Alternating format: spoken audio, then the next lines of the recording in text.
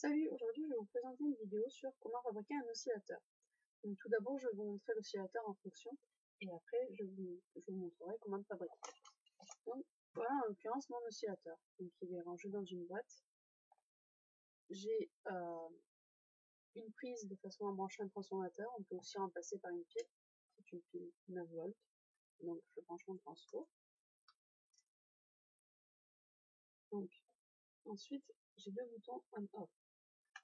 Le premier va allumer une petite LED ici. Donc, elle s'allume. Et le deuxième va mettre en route l'oscillateur. Donc on voit que l'oscillation va allumer un coup sur deux les LED. Donc il y a une LED jaune et une LED orange. Donc on envoie l'énergie, parce qu'en fait, que va-t-il se passer? C'est-à-dire que quand on va envoyer de l'énergie dans ce fil violet, et bien elle va ressortir un coup sur deux sur le fil jaune et un coup sur deux sur le fil orange. Quand la LED jaune est allumée, ça sort sur la LED jaune, sur le fil jaune, et quand la LED orange est allumée, ça sort sur le fil orange. Donc voilà. Donc, quel matériel vous faut-il pour construire cet oscillateur? Donc, voilà une liste du matériel qu'il vous faut, et je vais ensuite vous le détailler grâce à un schéma. Appuyez sur pause si vous voulez pouvoir lire correctement la liste du matériel. Voilà. Donc je vous explique.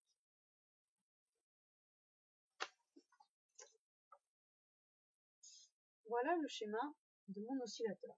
Ne vous inquiétez pas, à la fin de la vidéo, il y aura une image, comme ça vous verrez bien le schéma, parce que là on voit pas très bien comme ça. Donc, on a une batterie 9 volts, ou une alimentation, donc je vous l'ai noté dans la fiche, une batterie 9 volts. Donc, l'énergie va dans un premier interrupteur.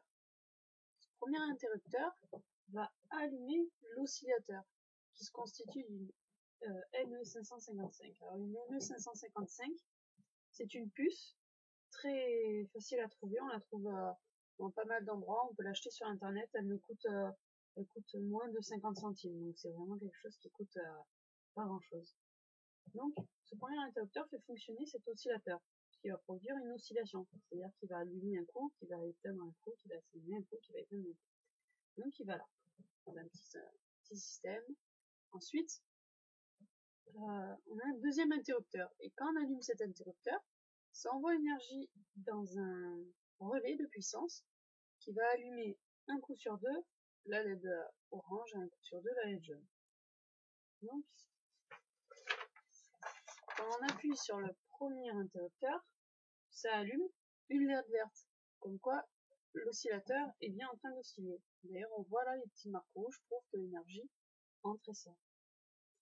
Si maintenant on appuie sur cet interrupteur, ça va allumer un coup une première LED, voilà c'est la LED jaune qui est allumée, et l'autre coup la LED rouge, enfin orange sur notre système.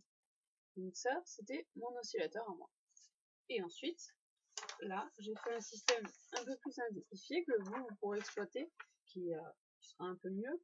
Donc la différence entre ce système et l'autre système de mon oscillateur à moi, c'est que vous n'avez pas de LED témoin qui vous prouve quand ça passe d'un côté à l'autre, parce qu'on n'a pas tellement besoin, vous faites juste entrer votre énergie par là et ressortir par les deux bornes là. Et c'est tout ce que j'ai enlevé en fait. Voilà.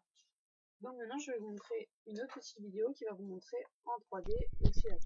Donc on se retrouve sur le logiciel Crocodile Technologies pour voir un peu cet oscillateur à l'intérieur. Donc ce circuit c'est exactement celui-là qu'il y a dans la boîte, donc bien sûr il n'y a pas la boîte. Aussi cette pile n'y est pas, c'est une entrée qui se fait par un transformateur. Donc voilà, on voit qu'il y a très peu de composants. Donc on a un premier interrupteur qui permet donc déjà d'allumer cette LED et d'envoyer l'énergie dans l'oscillateur, donc c'est toute la partie qui se trouve là.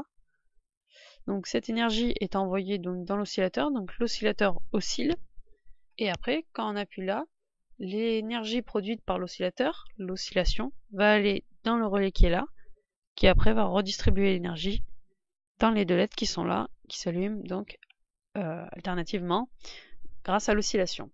Donc pour l'éteindre après c'est très simple, on éteint les deux interrupteurs et c'est fini. Maintenant je vais vous montrer juste comment pouvoir exploiter votre oscillateur, donc à quoi on peut l'utiliser. Donc par exemple j'ai pris une pile, j'ai fait rentrer l'énergie plus dans un des fils de l'oscillateur. J'ai récupéré un autre fil de l'oscillateur, donc le fil jaune, que j'ai branché au plus d'un buzzer et le moins du buzzer au moins de la clé. Ce qui fait que quand j'allume l'oscillateur,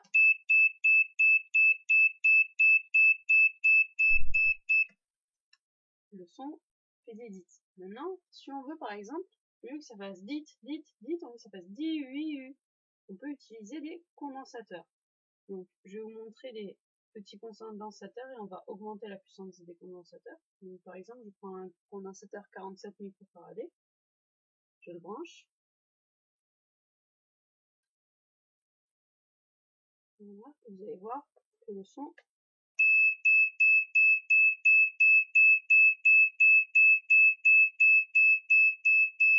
on a une légère différence. Ensuite, j'augmente un peu, c'est-à-dire de 47, je passe à 80. Bon, il est gros parce que c'est un qui fait 400 volts, mais c'est pas très important combien de volts il fait à partir du moment où il fait un peu plus de 10 volts. Je le branche. Là, quand je la mets en haute, on entend qu'en fait, entre chaque oscillation, c'est moins rapide. En fait, c'est que ça, le son redescend puis remonte d'un coup. Et on finit avec un 470 microfarad. On va voir que le son, en fait, maintenant,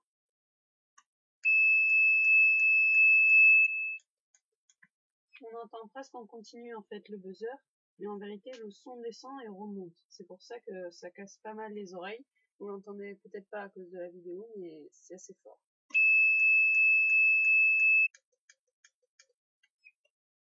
Voilà. Je profite de ce petit moment vidéo pour vous montrer à quoi ressemble une ME555. C'est une puce qui est vraiment très petite. Donc vous pouvez aller sur internet, taper ME555 pour avoir le numéro des pattes.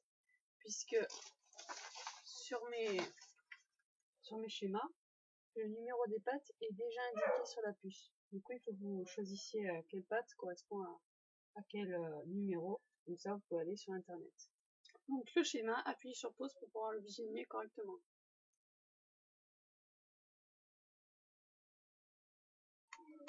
Voilà, c'est la fin de la vidéo.